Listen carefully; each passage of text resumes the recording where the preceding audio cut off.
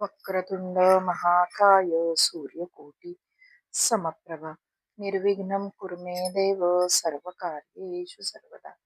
कृष्णाय वासुदेवाय हरये परमात्मने प्रणतक्लेशनाशाय गोविंदाय नमो नमः। ओम नमो भगवते वासुदेवाय।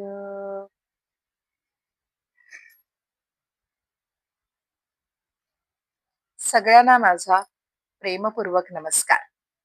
भगवंताच्या आशीर्वादाने आणि नामस्मरणाने आपण आता या भागाच्या पुढच्या लीलांकडे, भगवंतांच्या पुढच्या लीलांकडे वळणार आहोत। कालच्या भागामध्ये आपण बघितले, शुकदेव महाराजांनी राजा परीक्षिताला सांगितले की कंसाचा अंत झाला, अत्याचारी कंसाचा अंत झाला, अधर्म संपला आणि भगवंत बलराम आणि श्रीकृष्ण कारागृहामध्ये वसुदेव आणि देवकींना मुक्त करण्यासाठी म्हणून गेले।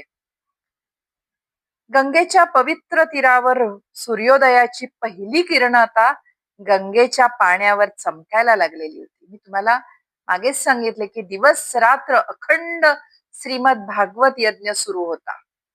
राजा परीक्षिताला दिवस रात्र सांगितलं जात होतं, शुकदेव महाराजांच्या दिव्यवाणीतून भागवत कथन होत होते आणि राजा परीक्षित भक्तिभावाने ते सगळे श्रवण करत होता। सकाळ झालेली होती, सूर्योदय झालेला होता आणि त्या पवित्र वातावरणामध्ये राजा परीक्षित श्रीकृष्ण कथा ऐकत होते।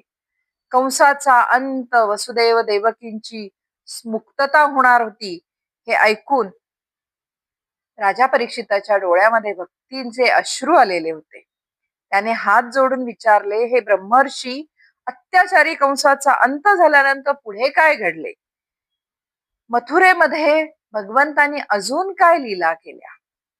शुकदेव महाराज शांतपणे म्हणाले, राजन, आता सुरू होतो तो भाग जिथे भगवान श्रीकृष्ण आपल्या भक्ताप्रती नम्रता, प्रेम आणि धर्म याचा आदर्श जगाला दाखवणार आहे। कालच्या भागामध्ये आपण बघितलं की कारागृहामध्ये श्रीकृष्ण आणि बलराम पोहोचले। कारागृहामध्ये जाऊन त्यांनी साखळदंडामध्ये बंदिस्त असलेले आपले माता पिता, आई वडिलांना मुक्त केले आणि मुक्त केल्यानंतर ते त्यांच्या समोर हात जोडून उभे होते आणि त्या दोघांना बघून, कारागृहामध्ये त्या दोघांना आपल्या समोर बघून वसुदेव आणि देवकी आश्चर्यचकित आणि स्तब्ध होऊन त्या दोघांच्याकडे बघत होते। कारण त्यांच्या समोर उभे होते तेच भगवान ज्यांना त्यांनी जन्मताच 4 भुज रूप धारण केलेले बघितलेले होते, ज्यांच्या भीतीने कंस थरथर कापत होता आणि त्यांनीच आता सर्व मथुरा कंसाच्या भयाने मुक्त केलेली होती आणि अधर्मापासून मुक्त केलेली होती। देवकीचे डोळे अश्रूने भरलेले होते। ती कृष्णाकडे शांतपणे, स्तब्धपणे अशी बघत होती आणि तशीच बघत असताना ती म्हणाली, हे प्रभो, तुम्ही स्वतः परमेश्वर असून माझ्या पोटी जन्म घेतलात, मी किती भाग्यवान आहे। वसुदेवांच्या हृदयामध्ये भक्ती आणि आदर दाटलेला होता। ते हात जोडून भगवंताची स्तुती करायला लागले। पण श्रोते हो, श्रीकृष्णांना तसे नको होते, त्यांना त्यांचे आई वडील म्हणून प्रेम हवे होते आणि भगवंतांनी एका क्षणामध्ये एक अद्भुत लीला केली आणि आपल्या योगमायेने आपल्या माता पित्याच्या मनामधला ऐश्वर्य भाव दूर केला। कारण त्यांनी त्यांचं लहानपणी भगवंतांचं प्रत्यक्ष भगवान विष्णूंचं रूप बघितलेलं होतं, त्याच्यामुळे त्यांच्या मनामध्ये तेच ऐश्वर्य भाव, तोच आदरयुक्त ऐश्वर्य भाव होता।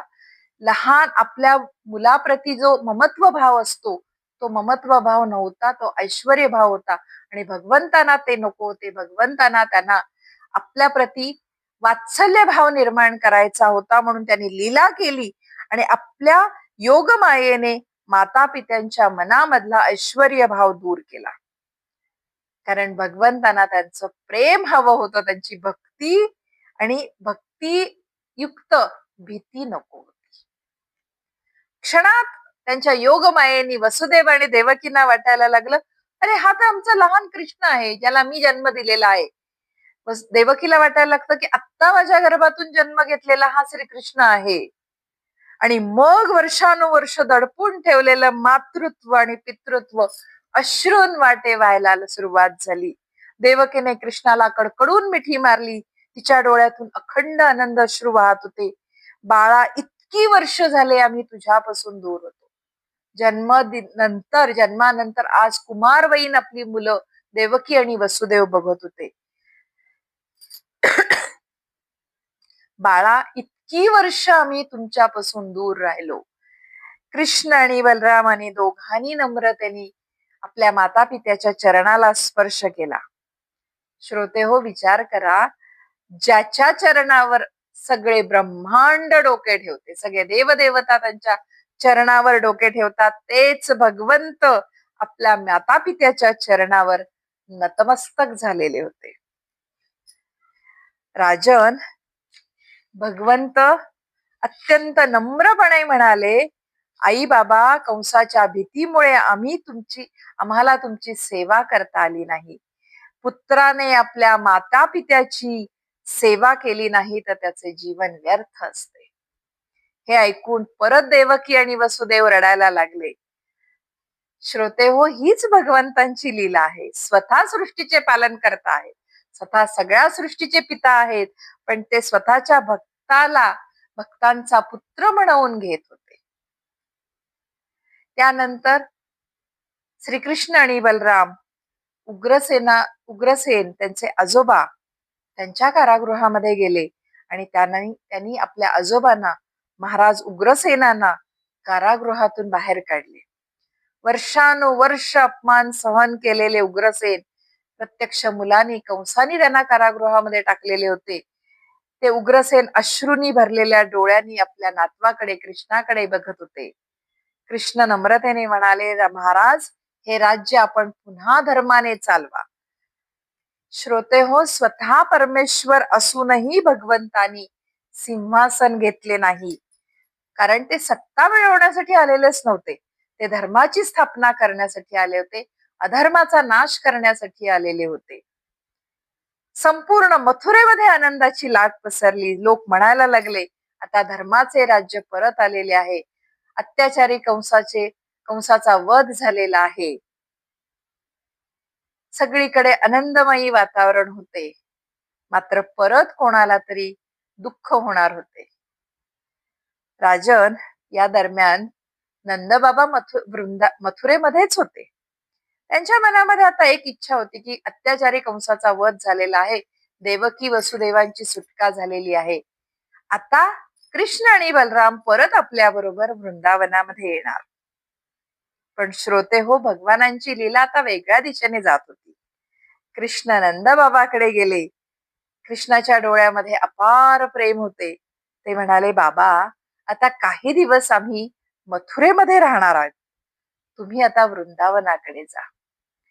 आणि हे शब्द ऐकताच नंदबाबाच्या हृदयाला धक्का बसला.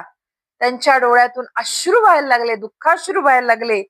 कारण कृष्णाला सोडून नंदबाबांनी वृंदावनामध्ये जाणं म्हणजे आत्म्याशिवाय फक्त शरीर वृंदावनामध्ये जाणे असे होते.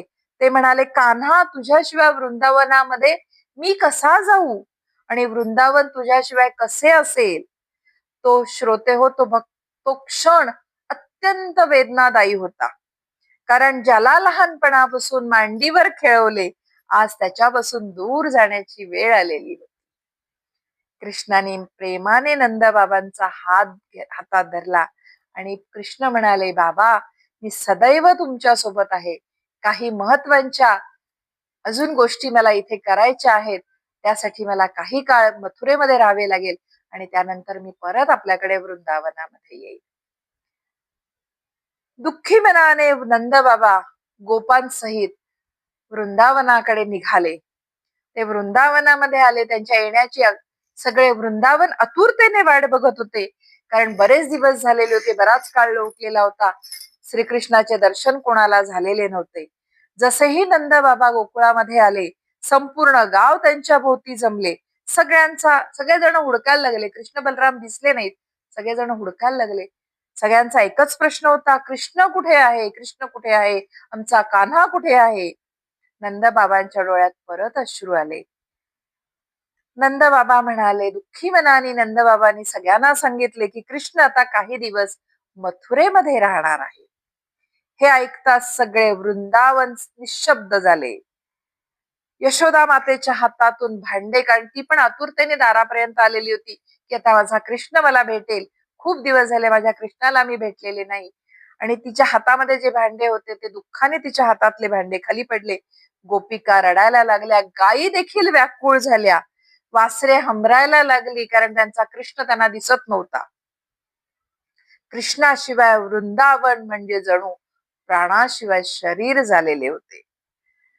राधा शांत बसलेली होती. तिच्या डोळ्यातून अश्रू वाहत होते. ती हळूच, कोणाला न ऐकायला येईल अशा हळू आवाजात म्हणाली, श्याम, तुम्ही म्हणाला होतात मी लवकर येईल.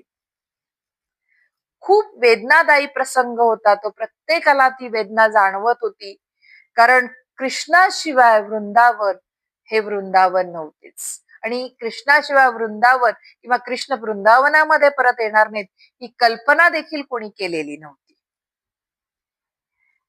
परीक्षिताला शुकदेव महाराज म्हणाले, इकडे मथुरेमध्ये आता अजून काही वेगळ्या लीला व्हायच्या होत्या. श्रीकृष्ण बलरामांना अजून काही कार्य करायची होती. त्यांना लोकांसाठी आदर्श निर्माण करायचा होता. आणि म्हणून राजन, श्रीकृष्ण आणि बलरामांनी विचार केला की आता आपल्याला शिक्षणासाठी जावे लागणार आहे. आता आपल्याला युद्ध कौशल्य करावे लागणार आहे. युद्धाचे काही शिक्षण घ्यावे लागणार आहे. राजनीतीचे आपल्याला धडे घ्यावे लागणार आहेत. आणि म्हणून ते अवंती नगरी जवळील सांदीपनी मुनींच्या आश्रमामध्ये शिक्षणासाठी म्हणून गेले. श्रोते हो, भगवंतांची लीला फक्त बघण्यासारखी आहे, ऐकण्यासारखी आहे. ज्याच्याकडून वेद निर्माण झाले तेच भगवान आता गुरुकडून शिक्षण घेणार आहेत. कारण यातूनही भगवंत आपल्याला काहीतरी सांगत आहेत. भगवंत जगाला शिकवत आहेत की गुरुशिवाय ज्ञान अपूर्ण आहे. म्हणून गुरु हा पाहिजेच. गुरुशिवाय आपण काहीही शिकू शकत नाही. सांदीपनी मुनींनी दोघांनाही वेद, धनुर्विद्या, राजनीती आणि सगळ्या विद्यांचं शिक्षण दिलं. भगवंत एवढे हुशार होते, शेवटी भगवंत आहेत ते, एवढे बुद्धिमान होते की काही दिवसातच श्रीकृष्ण आणि बलरामानी सगळ्या विद्या आत्मसात केल्या. शिक्षण पूर्ण झाले. काही दिवसातच सगळे शिक्षण पूर्ण झाले. आणि आता गुरुदक्षिणा देण्याची वेळ आलेली आहे. श्रीकृष्ण आणि बलराम गुरूंच्या समोर नम्रतेने उभे राहिले, कारण गुरुदक्षिणेशिवाय पूर्ण शिक्षण पूर्ण होत नसते. म्हणून पुराण कालापासून असे आहे की ज्या वेळेला गुरु शिकवायचा आपल्या शिष्याना, त्यानंतर गुरुदक्षिणा म्हणून काही ना काहीतरी गुरुंना दिले जायचे. कृष्ण आणि बलराम गुरूंच्या समोर नम्रतेने उभे राहिले आणि त्यांनी सांदीपनी मुनींना विचारले की गुरुदेव, आता आम्हाला गुरुदक्षिणा सांगा, आम्ही आपल्याला काय गुरुदक्षिणा देऊ. सांदीपनी मुनी काही क्षण शांत बसले आणि मग ते दुःखी स्वरात म्हणाले, माझा पुत्र समुद्रामध्ये गेला होता, तो परत आला नाही. जर तुम्हाला दोघांना शक्य असेल तर त्याला परत आणा आणि तीच माझी गुरुदक्षिणा अशी समजा. हे ऐकून श्रीकृष्ण आणि बलरामाने एकमेकाकडे पाहिले आणि त्यांनी ठरवले की आपल्या गुरुंना आपण त्यांच्या पुत्र परत मिळवून द्यायचा आणि हीच गुरुदक्षिणा असेल. म्हणून क्षणात ते दोघे जण समुद्राकडे निघाले. तेथे त्यांना समजले की पंचजन नावाच्या दैत्याने सांदीपनी मुनींच्या पुत्राला गिळलेले आहे. भगवंतांनी त्या दैत्याबरोबर युद्ध केले, त्याचा वध केला, पण सांदीपनी मुनींचा मुलगा त्यांना सापडला नाही. मग ते दोघेही जण श्रीकृष्ण आणि बलराम यमलोकात गेले. यमलोकात पोहोचल्यानंतर स्वतः मृत्युदेव यमराज भगवंतासमोर नतमस्तक झाले आणि ते म्हणाले की भगवंत, काय आज्ञा आहे माझ्यासाठी. श्रीकृष्ण म्हणाले, आमच्या गुरुचा पुत्र आम्हाला परत द्या. आम्हाला ती गुरुदक्षिणा म्हणून त्याला परत घेऊन जायची आहे. क्षणात यमराजाने त्या मुलाला प्रभूंच्या समोर आणले. श्रीकृष्ण आणि बलराम त्याला घेऊन परत गुरुकडे आले. सांदीपनी मुनींकडे आले. सांदीपनी मुनींना त्यांनी त्यांचा पुत्र परत केला. हे बघता सांदीपनी मुनींच्या डोळ्यात आनंद अश्रू आले आणि ते म्हणाले की आज मी धन्य झालो, तुमच्यासारखे शिष्य मला मिळाले. आज मी पूर्णपणे धन्य झालेलो आहे. यातून आपल्याला श्रीमद भागवत एक बोध देते. भगवंतांच्या लीलांमधून आपल्याला खूप मोठे संदेश मिळतात. यश मिळालं, नम्र राहा. शक्ती मिळाली, माता पित्याला आणि गुरुला विसरू नका. कारण स्वतः परमेश्वर सुद्धा आपल्या गुरुच्या चरणामध्ये नतमस्तक झालेले होते. जिथे स्वतः परमेश्वर गुरुच्या चरणामध्ये नतमस्तक होतात, तर आपण तर साधे मानव आहोत. त्यामुळे आपण आपल्या माता पित्याला आणि गुरुला कधीही विसरता कामा नये. आणि श्रोते हो, वृंदावनाचा विरह आपल्याला एक गोष्ट शिकवतो की खरं प्रेम कधी संपत नाही. दूर गेल्यानंतर देखील ज्यांचं स्मरण श्वासामध्ये राहतं त्यालाच खरं प्रेम म्हणतात. इतकं सांगून शुकदेव महाराज भगवंतांच्या पुढच्या दिव्य लीलांकडे वळले. आता उद्धवाला, श्रीकृष्णाने उद्धवाला, त्यांच्या परम सख्याला उद्धवाला वृंदावनामध्ये पाठवलेला आहे. उद्धवाचा वृंदावन प्रवास आणि गोपिकांचा विरह भक्तीचा महासागर आपल्याला पुढच्या भागामध्ये बघायला मिळणार आहे. पुढच्या भागापर्यंत आपण भगवंतांचे नामस्मरण करत राहूयात आणि त्यानंतर मात्र मला अनुमती द्या. पुढचा जो भाग आहे तो अतिशय सुंदर आहे. गोपिकांचा विरह भक्तीचा महासागर प्रत्यक्ष उद्धवाला बघायला मिळणार आहे आणि तो उद्धवाचा वृंदावन प्रवास आणि गोपिकांचा विरह भक्तीचा महासागर आपण पुढील भागामध्ये बघणार आहोत. तोपर्यंत आपण भगवंतांचे नामस्मरण करूयात आणि उद्याच्या भागापर्यंत अखंड भगवंताचे नाम घेत राहूयात. कृष्णाय वासुदेवाय हरये परमात्मने प्रणतक्लेशनाशाय गोविंदाय नमो नमः. ओम नमो भगवते वासुदेवाय.